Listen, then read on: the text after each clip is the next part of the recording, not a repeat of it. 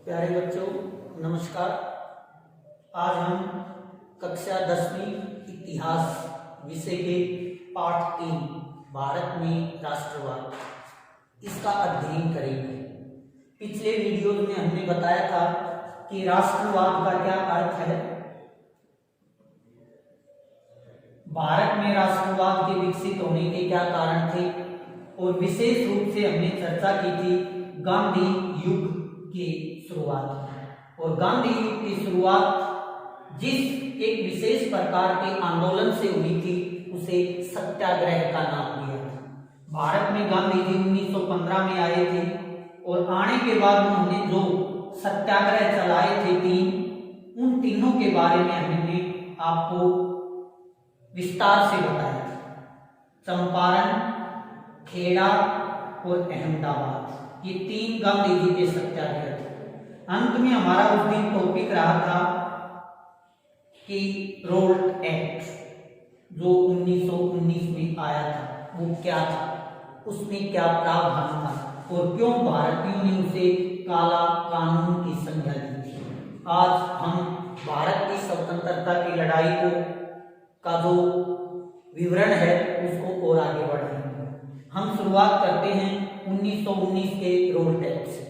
जैसे ही ये कानून आया तो भारत में एक विरोध की लहर शुरू हो गई। उसी विरोध के कारण जगह जगह हड़ताल हुई तो अंग्रेजों ने बड़े बड़े नेताओं को गिरफ्तार कर लिया और जेल में डाल दिया। उन्हीं अपने नेताओं को कैसे छुड़वाया जाए और कैसे अंग्रेजों का विरोध किया जाए, इसी को लेकर के 13 अप्रैल 1919 को लोगों की एक भीड़ अमृतसर के जलियांवाला बाग में इकट्ठी हुई, जो कि पंजाब प्रांत के अमृतसर नगर में है। उसी दिन हम जानते हैं पंजाब के अंदर बैसाखी का भी त्योहार होता है। तो ये लोग यहाँ इकट्ठे हुए, युवा, बच्चे, पुरुष, औरतें, बुजुर्ग सब। तो उस समय शहर के अंदर मार्शल लॉ लागू किया हुआ था, जिसके बारे में ये जानकारी दी थी। जब अमृतसर के सैनिक कमांडर जनरल डायर वो इस बात का पता चला तो वो अपनी सैनिक टुकड़ी को लेकर के बाग में आ गया और बाग को चारों तरफ से घेर लिया। निकलने के लिए एक ही रास्ता था, जिस पर अपने सैनिक खड़े कर दिए और उन्हें गोली चलाने का आदेश दे दिया। उस गोली चलाने के आदेश से लोगों में जब भगदड़ मची तो बाग में एक कुआं है जिसमें बहुत सारे लोग कुएं में कूद गए और कुछ लोग गोलियों का शिकार हो गए, जिसमें सैकड़ों लोग मारे गए, हजारों लोग घायल हो गए। ये पूरी घटना जलियांवाला बाग हत्याकांड के नाम से जानी जाती है। इसमें आपको ये याद रखना है ये कब हुई थी, कहाँ हुई थी, ये बाग किस नगर में है, लोग इकट्ठे क्यों हुए थे और अंग्रेजों ने कौन सा कानून यहाँ लगा रखा था, इस घटना के लिए कौन जिम्मेदार था।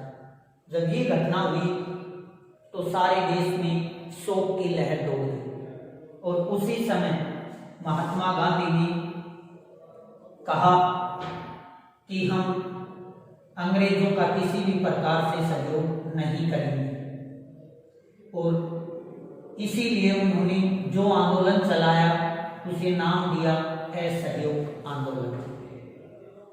असहयोग आंदोलन का प्रस्ताव दिसंबर 1920 में पास हुआ था और जनवरी 1921 में ये चल पड़ा था। असहयोग आंदोलन के बारे में हम क्या क्या बातें लिखेंगे कि सबसे पहले तो ये आंदोलन का अर्थ क्या है, किसी भी प्रकार से अंग्रेजी सरकार का सहयोग न करना, असहयोग कहलाता है। कारण पूछेंगे तो अंग्रेजों की दमनकारी शोषणकारी नीति, अंग्रेजों के द्वारा लाए गए काला कानून और जलियांवाला बाग हत्याकांड, ये सभी घटनाएं इस आंदोलन के लिए जिम्मेदार थी। उसके बाद आता है कि क्या कार्यक्रम लोगों ने अपनाए थे। अंग्रेजों ने असहयोग नाम जो दिया था भारतीयों ने, तो उसके लिए जो कार्यक्रम अपनाए थे कि वो एक तो जो भी अंग्रेजी माल है उसका बहिष्कार करना, किसी भी उस सामान का प्रयोग न करना जो अंग्रेजों ने इंग्लैंड से ला करके यहाँ बेचना शुरू किया था। इसके अलावा जगह जगह इस विदेशी सामान की होली जलाई गई। जितनी भी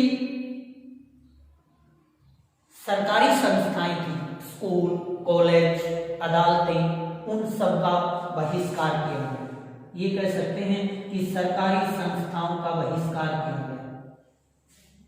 इसके अलावा जितने भी अंग्रेजों ने भारतीय लोगों को उपाधि दे रखी थी उनका त्याग किया। जो उपाधि दी गई थी उनका त्याग किया गया। किसी को नाइट की, किसी को सर की, वो सभी था। ये थे कार्यक्रम जो कि असहयोग आंदोलन के दौरान अपनाए गए। अब प्रश्न ये आता है कि अंग्रेजों का रवैया इस आंदोलन के प्रति क्या था। तो चाहे गांधी जी के द्वारा चलाया गया कोई भी आंदोलन, कोई भी सत्याग्रह हो, अंग्रेजों का एक ही रवैया था, दमन का, जिसके अंतर्गत हम लिख सकते हैं कि नेताओं को जेल में डाल देना, जहां भी लोग आंदोलन करते थे उनके ऊपर लाठियां बरसाना, गोलियां चलवाना, सरेआम लोगों को फांसी दे देना ताकि लोगों के मन में भय पैदा हो जाए और वो आंदोलन में कोई रुचि न ले। ये सारे तरीके इस आंदोलन के दमन के लिए भी अंग्रेजों ने अपनाए थे। अब अंत में ये आता है कि ये आंदोलन गांधी जी ने वापिस को लिया। तो इसके पीछे एक घटना थी। गांधी जी ने शुरू में ही कहा था कि हम जो आंदोलन चलाएंगे वो अहिंसात्मक होगा, हिंसा नहीं होगी। लेकिन फरवरी 1922 में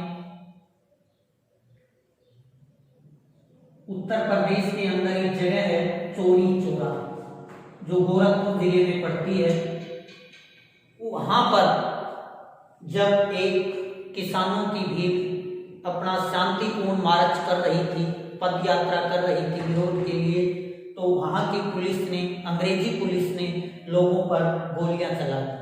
तो उग्र भीड़ ने पुलिस थाने को आग लगा दी। जैसे ही इस हिंसात्मक घटना के बारे में गांधी जी को खबर मिली तो उन्होंने इस आंदोलन को स्थगित कर दिया हिंसात्मक होने के कारण। इस प्रकार हम इस आंदोलन का डिटेल से, विस्तार से वर्णन लिख सकते हैं। एक बार फिर से मैं आपको दोहराई करवा दूं, असहयोग आंदोलन कब प्रस्ताव पास हुआ, कब चला, कारण काला कानून, जलियांवाला बाग हत्याकांड, ये सभी जिम्मेदार थे अंग्रेजों की दमनकारी नीति। फिर भारतीय लोगों के क्या कार्यक्रम थे वो बताए गए। उसके बाद बताया गया कि अंग्रेजों की नीति आंदोलन के प्रति कैसे थी, और अंत में बताया गया कि आंदोलन वापस क्यों ले लिया गया। इसी के समय की एक घटना और पढ़ते हैं। 1919 में भारतीय मुसलमानों ने एक कमेटी बनाई जिसे खिलाफत कमेटी कहते हैं। ये कमेटी बम्बई के अंदर बनाई गई। इस कमेटी को जो बनाने वाले थे वो दो भाई थे जिनके नाम थे मोहम्मद अली और शौकत अली। इन्हें शॉर्ट में अली ब्रदर्स के नाम से भी जाना जाता है। इन्होंने खिलाफत कमेटी बनाई थी। इसके पीछे कारण और था।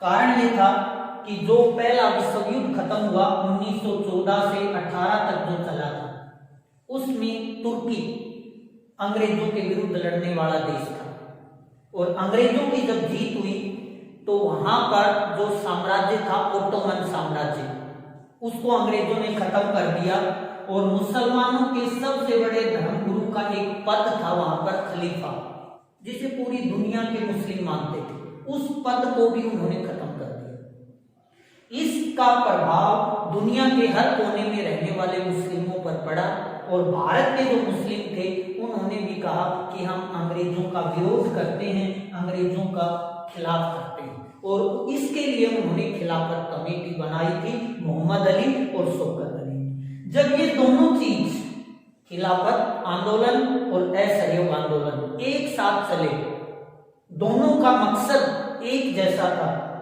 तो इससे हमारी आजादी की लड़ाई को एक बल मिला था। वो बल क्या था कि अंग्रेज जो शुरू से फूट डालो और राज करो की नीति को अपनाते आ रहे थे, हिंदू मुस्लिम में भेदभाव करके एक दरार पैदा कर रहे थे, वो काफी हद तक खत्म हुई और दोनों घटनाएं एक साथ होने से जो है हिंदू मुस्लिम एकता को बढ़ावा मिला। इस प्रकार हम इस खिलाफत आंदोलन के बारे में लिख सकते हैं। तो इस प्रकार से आज हमने जो जो प्रश्न तैयार किए हैं वो एक बार फिर से मैं रिवाइज करता हूं। रोल टैक्स, जलियांवाला बाग हत्याकांड और असहयोग आंदोलन, ये क्वेश्चन बहुत ही इंपॉर्टेंट और विस्तार से हमने उसके कारण, उसके कार्यक्रम, अंग्रेजों का रवैया और क्यों वापस लिया गया, और अंत में हमने बताया है कि खिलाफत कमेटी क्या थी, ये क्यों बनाई गई थी और ये असहयोग आंदोलन के साथ चलने से भारतीय स्वतंत्रता आंदोलन को कैसे बल मिला था। इन सब के बारे में आज आपको बताया गया। इससे आगे जो आजादी की लड़ाई की कहानी है वो कल के वीडियो में आपको